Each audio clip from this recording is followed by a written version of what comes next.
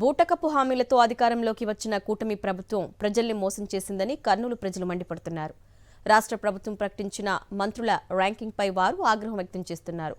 పాలనలో పూర్తిగా విఫలమైన CM Chandrababu, deputy CM Pavan కళ్యాణ్తో పాటు మంత్రులకు ర్యాంకులు ప్రకటించుకోవడమేంటని ప్రశ్నిస్తున్నారు.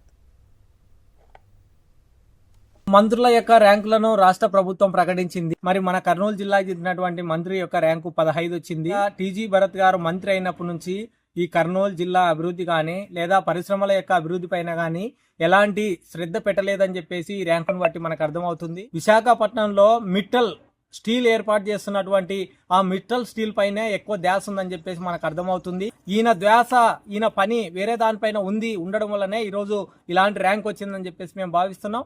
2049లో మేము స్వర్గం తీసుకొస్తాం అంటున్నారు. 20కి స్వర్గం అన్నారు, ఇప్పుడు 20 పోయి మళ్ళీ 49 అంటున్నారు. వీళ్ళన్ని పేపర్ ప్రకటనలు ఇలాంటి మీడియాలోనూ మాత్రమే స్వర్గం చూపిస్తున్నారు తప్ప ఒరిజినల్ గా వీళ్ళ పని చాలా వరస్ట్గా ఉందని చెప్పేసి ఆల్రెడీ ఈ రోజు వచ్చింది.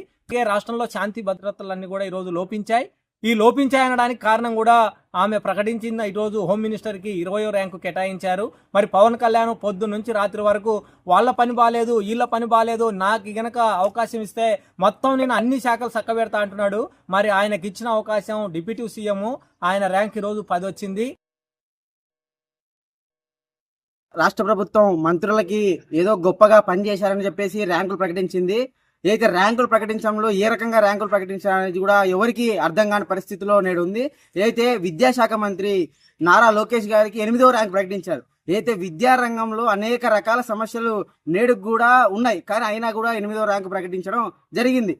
ఎక్కడ కూడా ర్యాంకుకు తగ్గట్టు పని లేదు. జూనియర్ కాలేజీలో అనేక రకాల సమస్యలతో విద్యార్థులు ఇబ్బంది పడుతున్నారు.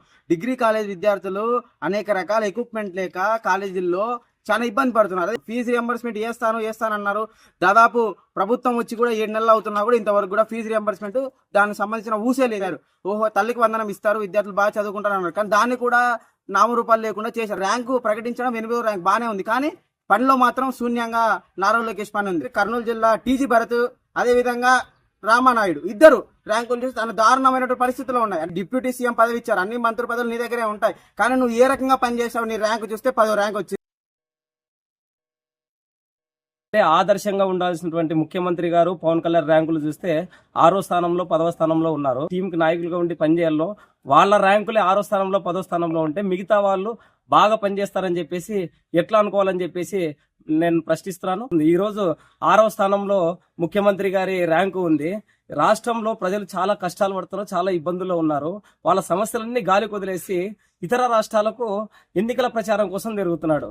ఇది ఎట్లా మేము దాన్ని రిసీవ్ చేసుకోవాలనేటువంటిది మేము ప్రశ్నిస్తున్నాం. రాష్ట్ర ఉప ముఖ్యమంత్రికి సంబంధించి ఆయన 10వ స్థానంలో ఉన్నాడు. ఉదయం లేచినప్పటి నుంచి రాష్ట్ర ప్రజలు అని చెప్పేసి కలలు కంటుంటాడు. కలలు కంటూ మీడియా ద్వారా లేకుంటే ప్రచారంలో సభల్లో ప్రజలపైన ఏదో ప్రేమ ఉన్నట్లు ఒలకబోస్తున్నట్లు మనం చాలా సార్లు చూస్తుంటాం.